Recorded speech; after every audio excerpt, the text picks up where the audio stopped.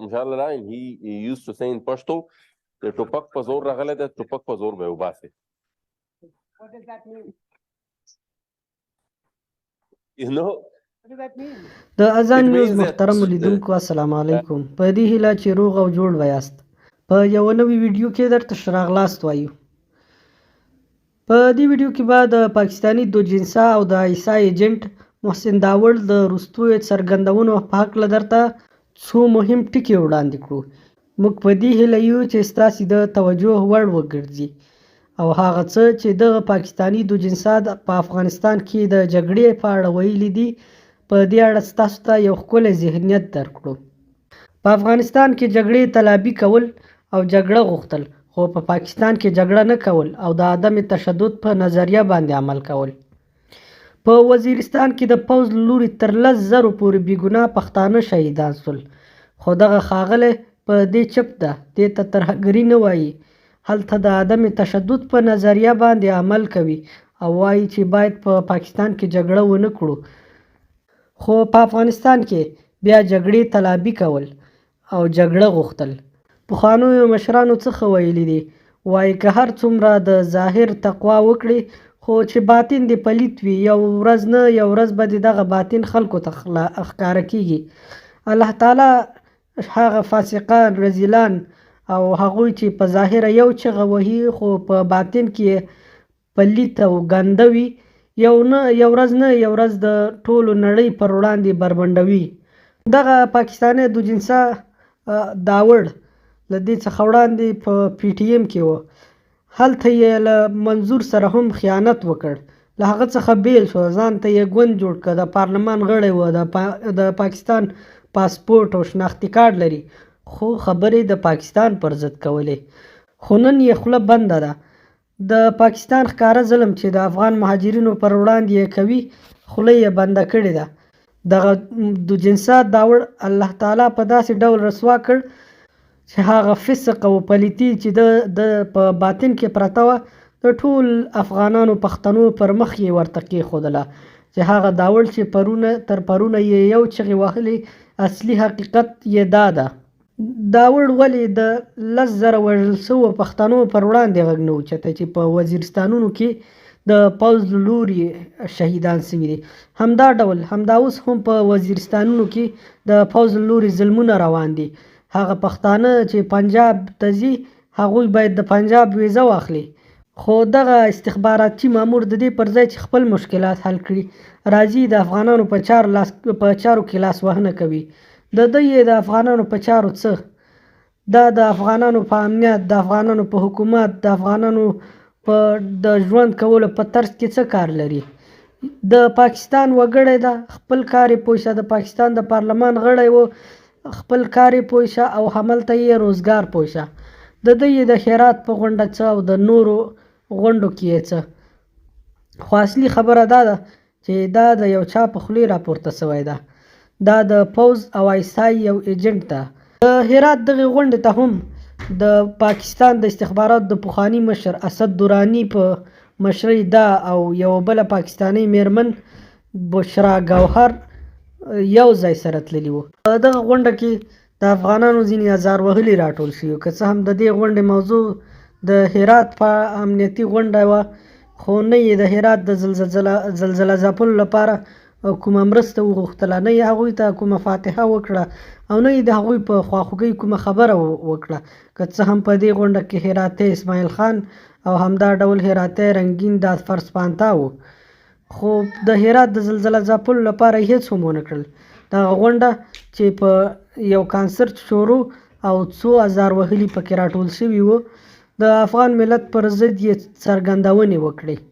که د دوجنسا داوړ فکر ته وګورو، هغه هر ځل د پښتنو پر ضد د شمالي ټلوالې مخ څنګ نیولی ده. هغه وخت کې به چې امرالله صالح ټویټ کوو یا به کومه خبره کوله، ده به ورسره تاییدوله. راځئ د دغو دوجنسا منافق د خبرو په اړه د مختلفو افغانانو او پښتنو نظریات واورو چې د دې په اړه دغه افغانان څه نظریات لري. لومړی به راشو د پوهنتون استاذ ښاغلی محمد اسماعیل یون ته. د پوهنتون استاذ او سیاستوال محمد اسماعیل یون د دې غونډې په تړاو په خپله رسمي فیسبوک پاڼه کې لیکلي دي. د هرات په تاجکستان کې د هرات تر عنوان لاندې خپله یوه لویه لیکنه کړې ده. هغه په دغه لیکنه کې ویلي دي ډېره عجبه ده، د کنفرانس نوم د هرات امنیتي ډیالوګ دی، خو جوړیږي په تاجکستان کې. دا 11م ځل ده چې د هرات د امنیتي ډیالوګ د جوړونکو لخوا دا ډول کنفرانسونه جوړیږي. نور یې په هرات کې و، خو دا دوه یې په تاجکستان کې دایر شوي دي. دا وروستی د تاجکستان په دوشنبه کې د دوشنبې پر ورځ پیل شو. د دې کنفرانس نتیجه هم مخکې تر مخکې معلومه ده چې کومه نتیجه نه لري، خو یو څو ټکي پرې باید ځکه ولیکل شي چې د دې ډول خلکو له نیتونو او شخصیتونو له حال او ماضي څخه یو شمېر ناخبره خلک خبر شي. ښاغلی داود مرادیان د دې کنفرانس تر شا ولاړ دی او ډاکټر دادفرس پانتا بیا د مرادیان تر شا لاس لري. د دوی دواړو تر شا بیا هغه مؤسسات او استخباراتي کړۍ ولاړې دي چې هغوی افغانستان ته ښه نیت نه لري. دلته یو سست، بې ثباته، نامتمرکز او اقلیت محوره حکومت غواړي.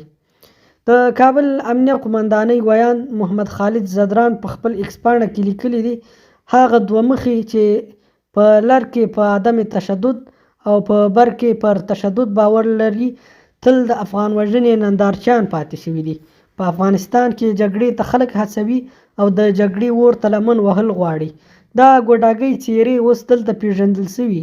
په ټولنه کې هغه وقار، عزت او حیثیت له لاسه ورکړی ده. د خواله رسنیو یو بل کارکوونکي ویلي دي پاکستان د پارلمان غړی محسن داوړ نن د افغانستان د دښمنانو غونډه کې په ډېره سپین سترګۍ سره د افغانستان کې د جګړې د بیا پیل غږ وکړ. داوړ وویل افغان حکومت باید د جګړې پر مټ نسکور شي. زموږ د پښتون ژغورنې غورځنګ مشران دغه دوه موضوعات ته څه غبرګون لري؟ که له کرښې هاخوا عدم تشدد او دې خوا لغړ تشدد، پی ټي ایم باید د غورځنګ د قانون له مخې داوړ ته ووایي چې یا ترې سپیناوی وغواړي چې ولې داسې نامسؤله څرګندونې کړي، او همدارنګه پنجاب ته د تګ لپاره د خیبر پښتونخوا او بلوچستان اوسیدونکو پښتنو څخه د ویزو غوښتل دا زرینه موقع نه ده چې باید پاکستان نور تجزیه شي. د کوزې پښتونخوا یو بل پښتون لیکلی دی دا چې نن ورځ د هرات امنیتي ناستې په ترڅ کې د کوزې پښتونخوا یو تن اوسیدونکی او د پنجاب تر اغیز لاندې تش په نوم د دوی په ولسي جرګه کې د پښتنو استازي محسن داوړ غیر مسؤلانه او فرمایشي څرګندونې کړي په کلکو ټکو د غندلو وړ دي. داوړه طالبان په افغانستان کې د ټوپک په زور نه بلکې د هوکړې له مخې واک ته رسېدلي او په هکله یې څرګندونې او نظریات په افغانانو پورې اړه لري، نه د ستاسو په شان د بل په اشاره څرخیدونکو روباټونو پورې. که رښتیا هم د افغانانو غم در سره وي نو هیله ده چې د ستر افغان ملت له تن څخه د انګریز لخوا د بیل شوي قوم چې تاسې پکې هم حسابیږئ د پنجاب له استعمار څخه د ټوپک پر زور آزاد کړئ، ځکه چې د عدم تشدد چیغو خو نتیجه ورنه کړه. هو رښتیا بادار ته مو ووایاست چې افغانان اوس هغه پخواني غولیدونکي خلک نه دي چې د نورو په فرمایش خپل کور ته جنگ راوړي، بلکې د یو اباد، سرلوړي او خوندي افغانستان پر لور روان دي. د روخان غفورزي په نامه یو کاناډا میشتی افغان وایي دا خو ټول پیژنئ، د مار ماهي نن په تاجکستان کې ویلي چې د اسلامي امارت په زور راغلی او د ټوپک پر زور باید لرې شي. که احمد مسعود او یا هم امثالو هم دا خبره وکړي هغوی افغانان دي، خو ته څوک یې؟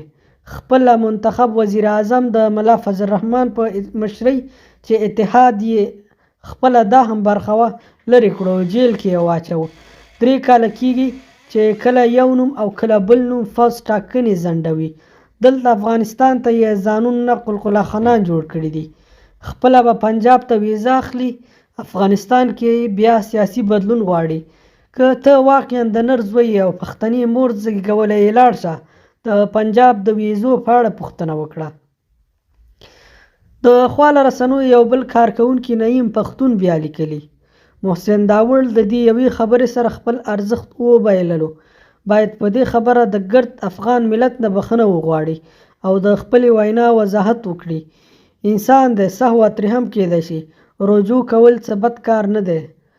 د دانیال ثاقب په نوم یو بل لیکلی دی پاکستان د پارلمان غړي محسن داوړ نن د افغانستان د دښمنانو غونډه کې په ډېرې سپین سترګۍ سره افغانستان کې د جګړې د بیا پیل غږ وکړ. داوړ وویل افغان حکومت باید د جګړې پر مټ نسکور شي چې پاکستان همیش بیا اساسه تور پورې کوي چې ګویا دغه هیواد کې وروستي وسلوال بریدونه له افغان خاورې ترسره کیږي. لیکن افغان حکومت دا تورونه ردوي او ډاډ ورکوي چې افغان خاوره به د بل هیڅ ګاونډي پر ضد ونه کارول شي. بل لور ته د پاکستان د پارلمان رسمي غړی د ایس آی په مشوره د افغان حکومت د مخالفینو غونډه کې ګډون او په ډېره سپین سترګۍ د واکمن امن او مرکزي نظام اخلال غواړي.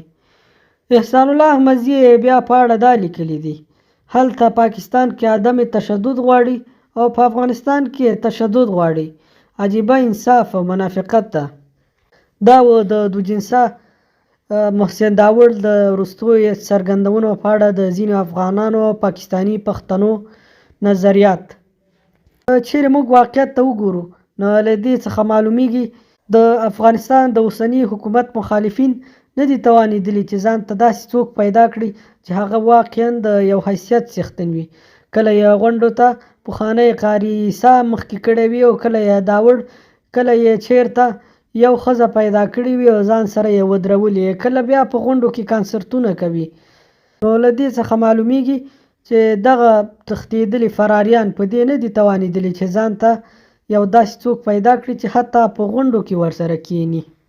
خو د دې ترڅنګ باید یو بله خبره هم واضح شي چې پی ټي ایم باید اوس په دې اړه وضاحت ورکړي چې دا د ټول پی ټي ایم نظر ده که یوازې د محسن داوړ له. که چیرې یوازې د محسن داوړ وي نو پی ټي ایم باید دغه شخص له خپل دغه ګوند څخه وباسي ځکه دا په ښکاره د افغان ولس پر وړاندې د جګړې اعلان ده چې هیڅ افغان یې هم نه غواړي. د اذان نیوز محترمو لیدونکو مننه چې تر دې دمه راسره پاتې وئ.